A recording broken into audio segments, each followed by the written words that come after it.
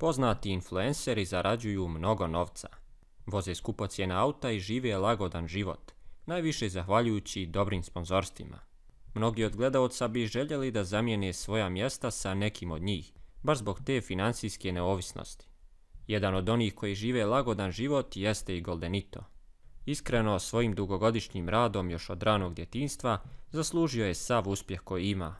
Trenutno prodaje svoj auto kako bi nakon toga kupio neki još skupocjeniji i naravno bolji. Zbog toga se u njegovom streamu vrtila priča o materijalnim stvarima. Povodom toga od jednog gledaoca dobio je pitanje da li sebe zapravo smatra bogatašem. Šta je bio njegov odgovor, poslušajte u nastavku videa. Lajkujte like da izađemo u rekomende, da li sebe smatram bogatašem? Lol. Pa bogataš, relativno stvar. Ali moram iskreno da vam kažem da si ti bogat, brate, ako su tvoji zdravi, porodica ako ti je zdrava, ako si ti zdrav, ako se osjećaš, ako si srećan psihički, jer, brate, to ne, znaš, kao, to je mnogo veće bogatstvo nego bilo kakva lova. Ja super živim, brate, pomažem svojima, pomažem, mislim, majici moje pomažem najviše novčano i sve to super živim, ali opet i pamtim neke dane kad sam ja bio srećniji i kad sam imao manje love nego sad.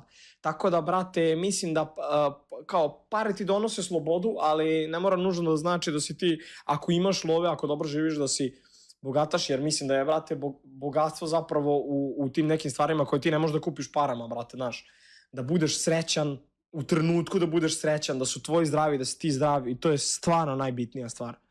Iskreno, prelijepo je čuti da za nekog bogatstvo ne predstavljaju samo materijalne stvari.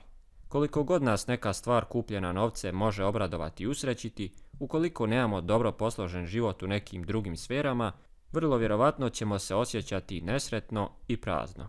Džaba skup automobila koje zdravlje naših roditelja loše.